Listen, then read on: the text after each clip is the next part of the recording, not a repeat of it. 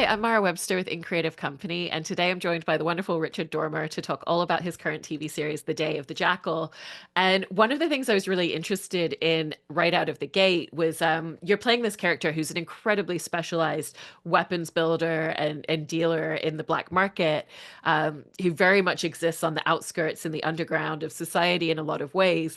And I was really curious about how you kind of thought about his backstory and what it was that led him into this very specialized skill set and kind of to this world that he's working in. Well, I think because he's Northern Irish and he's from Belfast, we can kind of take it that he learned his skills at a certain period in history in Northern Ireland's troubles. So yeah, there was that. I mean, I didn't really have to do that much because luckily it was all in the script, Ronan Bennett's script. He's a great writer. I've worked on two other projects with him. Um, and I was working with Eddie Redmayne, who's you're always in very capable hands working with a great actor like him. So all I had to do was learn the lines, think about. Well, I was thinking about the character, the original. I think is Cyril Cusack who played him in the original film, and that I just remember when I was offered it. I remember the film. Oh, the guy next to the gun, because that's probably it's the bit one of the scenes that everybody remembers that the friendship that is formed between the jackal and the gunsmith, the artiste, as he likes to call himself. And so yeah, I didn't really have to do that much. I just had to be truthful to the story, to the entire story. Yeah, I like what you're bringing up there about, him being referenced as an artiste because, in this iteration, there is a moment where Eddie Redmayne's character is like, he's described as an artist, and you can really see the passion that he has for this. And was there something quite fun about exploring that space, and what is it that really makes him tick about all of this? Well, it's like, yeah, it's almost like when you walk in, whenever he introduces the jackal into his humble abode, it's like you can just imagine like this unfinished granite or marble Rodin sculpture, you know? I mean, he is an artist. He loves his work, and from the off, we see him get excited whenever he's presented with the design of the boot. He's like, oh, yes, this is gonna be fun. This is a challenge, like a real artist. He loves a challenge, and he loves pushing himself. So I suppose that was my in to the character. To go back to the other question, is yeah, he's just an artist, and like I was when I approached the part, what can I do? What can I bring to this that is uniquely me? How can I make this interesting? Yeah. Was there any research that was particularly helpful to do in terms of going into a role and just understanding a little bit more about the world that he exists in and the work that he's doing? Or was it more just about tapping into the character for this? Well, because of the nature of the characters I play, a lot of them have guns. So I'm pretty au fait with, I know a lot about guns, not making them and how to hide them. And this probably gets flagged on YouTube or whatever because, it's very sensitive. Sniper rifles. Meh. But I did ask a few people. Who I asked the gunsmith about the practicalities of that. And I mean, you'd be surprised, but airport security and all those scanners and everything. I mean, they're thank God there are a lot of people invested in looking after us every time we fly or get in a boat or whatever. So that was what I did. I tried to to see how exhaustive the that is to fool governments and got it.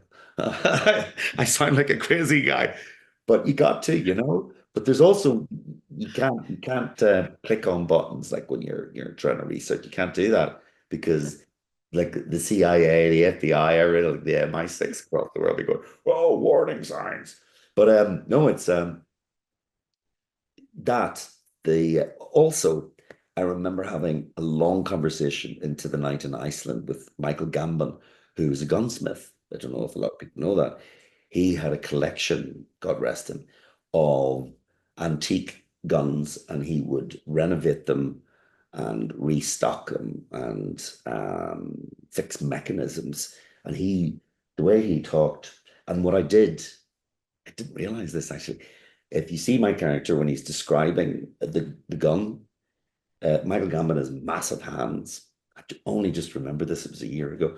So I remember his passion talking about my gun and how intricate his long fingers were when he talked about mechanisms. So that is the part, that is the piece, the detail that I remember that I took from real life most, apart from some research, was looking at uh, someone who is a brilliant actor, but it's like literally you press a button. And when I said, "Oh, tell me about that," he went, "Well, let me tell you."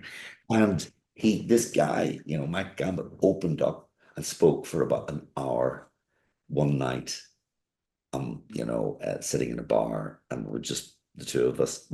Christopher Eccleston was there, but he was getting the drinks in, and it was fascinating to see that and the passion, the artistry of of someone talking about those. It was almost like talking about he was talking about lovers. He was so passionate about every the element and about the swirl in a barrel and how it spins and bullets. And I was like, I had no idea that there was such a world of detail behind every mechanism and something so simple as something you pull a trigger and it hits a thing. And then, yeah, so wow, I just went off on one. I love those sorts of details, and you did an impressive job at talking in detail and not having a knock on the door halfway through this conversation.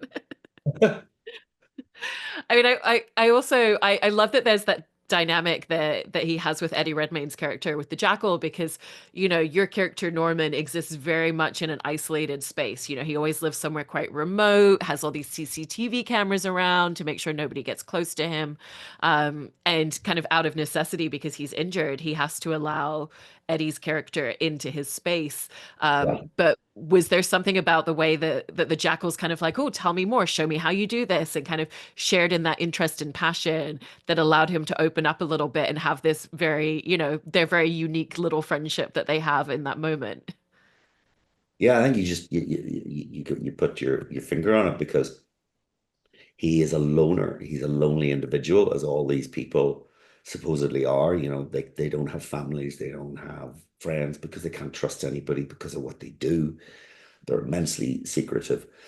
And because of that, this guy walks into his life. He's an artist, but it's like, what would it be like? It's like um, was it, who's the Nureyev, the dancer, coming into a studio where a guy makes ballet shoes, and they both have the same passion, but one of them does the thing and the other enables.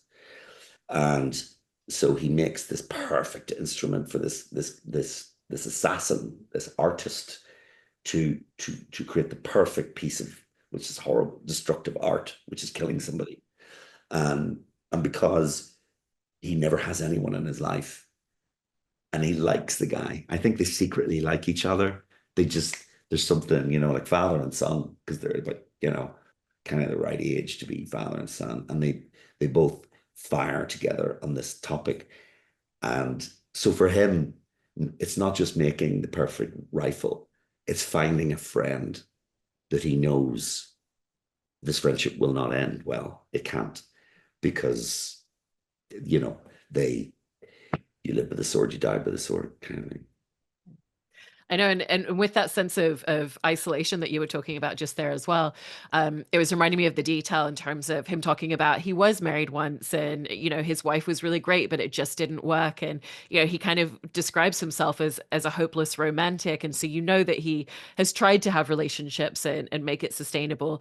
Did you think that he ever had a moment in his past where he'd been tempted to go into a different space and step out of this world, or do you feel like this was just always Yeah. his first love?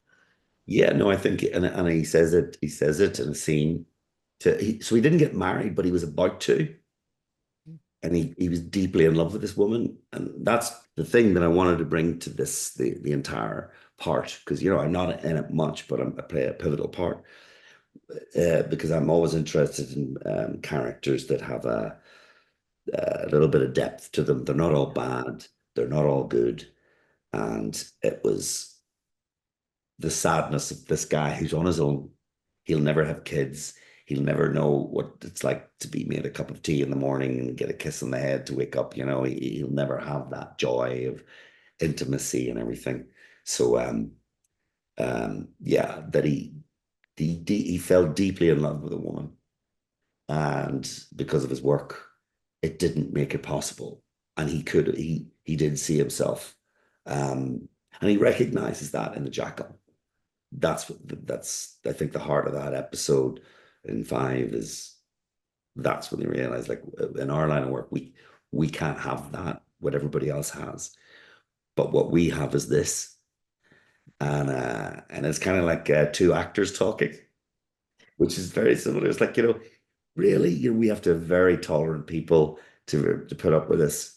So it's very difficult in our line of work to have that like someone in your life, because the job of artistry is all consuming, and it can it takes its toll. You got to give a lot to it. Yeah, absolutely. I also imagine for Norman as well that he has to exist with a certain amount of paranoia. It's very difficult to trust anybody. And, again, going back to I have to have my whole place hooked up with cameras. And when you see him take a phone call, he's sitting in the control room. So he's always paying attention to it in case somebody shows up and discovers where he is. And what was that mindset that you kind of interpreted in him from just having to always be on edge and always trying to think 3 steps ahead of everybody? Well, it's tragic, like I said, and I think anyone who gives themselves completely, it's great for the rest of, oh, might not be. It all depends who's being assassinated. But you know, for people who give themselves to a passion or an art or a craft, it's not great for them. I mean, they may get something from it, but I think the tragedy is, and I think we're seeing it with this guy. He's lived his life. This is all he's going to know. He's gone too far to go back. So, and it is kind of sad that, and he knows it, and I think he knows, he can see it in the Jackal, this handsome younger man, who could have it all, and he's got money, because he's a hitman, but he knows that he will pay the ultimate price, because he will never allow anyone properly into his life because of his secrets. He will never be able, he will never have true happiness. And they know it. So yeah, I think they're both quite tragic characters, actually. Yeah. No, they are, and that paranoia also isn't unfounded either. I think it was in episode 3 was the first time that like we see MI6 come after him, and you can tell it's not the first time something like that's happened because he's booby trapped the entire place. He has explosives set up to catch them to be able to make it out. But it's a very different situation in episode 5 when they come for him, because at this point he's injured and he hasn't been in this space for as long to set up all the traps. And so how was that a different, how did you want that sequence to be a totally different encounter with Lashana Lynch and her characters because of the injury changing everything? It was great. The thing about working with a good director is Anthony Phillipson, and a good script, and good actors, Yeah. is that you gotta you can have an idea in your head what you're going to do, but you can't plan too far ahead because if someone throws you a low ball, you don't want to be completely off balance, you know. So I just always keep an open mind. I never plan how I'm going to play a scene, you know. I just got to remember all the little details that I've decided along the way to make this character. But my what sums that my entire experience on the Jackal up is, and we did it really quick. It was steady cam, me running down the stairs, and we did it all in one shot, and then they cut it in afterwards. But Anthony was just like, mate, just run around, just go there, go turn the computer off, get a gun. And he said, at some point, we'll follow you. But you, at some point in the madness, imagine your heart slowing down, everything. Because you're a cat, you're a predator, and they're coming for you. The hyenas are coming for you. So you just go. And it's just this, and I remember watching it is exactly how I imagined it might end play, which is rare when you do that. And because it wasn't an emotional, there was truth in it, but I was just moving with what he told me and trusting that the camera would follow. And there's just this bit when I settle and I go, and he's this, and then he hears this sound and it's bump. And that to me is essentially a character, a hunted animal that's like all the stuff I've said. It makes himself believe that this is the life that he's chosen, but he's always known this was going to come, and it's futile. You can't have outgun the whatever government it is from around the world. There's just him. But I love his balls for standing up to it. And then the ad lib, I just threw in those, fuck off and bastards, yeah. And it was just, and that was Anthony as well, the director. He just said, yeah, keep coming out from behind the pillar, yeah, because you're gonna die. This it's impossible, but you're not gonna go down without a fight. Um, yeah, so I love that sequence, and I got goosebumps when I watched it because it's exactly how I imagined the director was going to play it. And I think if you understand whoever director you're working with, you're doing yourself a favor because you can see what they want, and then it's a joy when you watch it. You go, "That's what they saw, and that's what I gave," because we both knew, and it's whenever the two come together and it just works. I love that was kind of the dynamic that you just naturally found for him being very antagonistic, even in the middle of a shootout with a whole bunch of people where he's completely outnumbered, because it also leads very naturally into the progression in the later scenes in episode 5, where, he's sitting there tied to a chair, and the only way he's leaving that room is he's either going to be incarcerated for forever or he's leaving dead. And he's still antagonizing them and swearing at them and really coming after Lashana's character, Bianca. Was it important to you that he always just remains so true to who he is when he's pouring a drink with Eddie and saying, I'm going to have a shit in a shower and then let's get to work and have some fun? Yeah, well, he also it comes into that Belfast mentality, it's like um it's he's a rough diamond, and he's from a hard background. He lived through a civil war, and and these are English people coming after him, and he's but it was funny that there were loads of lines of me that Ron had written, and I'm like going F you, and he's and again, Anthony suggests, he said, what if you just repeat that line? I haven't the foggiest idea what you're talking about. And I said, what if that's the only thing I really say? And at the end, we think he's going to go, I, I'll tell, but he doesn't. He goes, and then he starts to laugh. It's like a gambler who knows he's lost everything, but he's still gonna laugh in the face of adversity and stick his fingers up. And I think it played well, and the other two were amazing in that scene. I mean, it was a good day. It was a good day's work. One of the other things that's really interesting to watch at play with the kinship that he has with the Jackal is, you know, this is someone that he's allowed into his space, which you can tell is a huge thing for him to do. And he's Yeah. being really open and showing him his world, but he still is aware that he has to be guarded in a way and keep certain things to himself. And so did you have a sense of how you wanted to go into those scenes together, or was it just like you described, finding it in the moment of, you know, someone that's very charismatic and very open, but also very constricted and very guarded and untrusting? Yeah, well, we kind of worked that out on the floor um, before we shot that scene up in the. Yeah. And you just think these guys are going to be the best friends.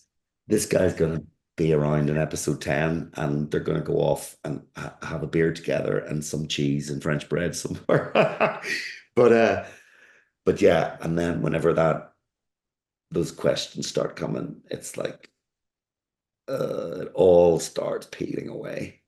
And then we see, like what I was saying very beginning, this guy has he knows that he's made the wrong life choices because it doesn't last forever. You know, if it's not um, MI6, whoever are going to kill him, it could be this guy, and I think that's the reason I like I said, like I wanted to be to be part of this and do this part.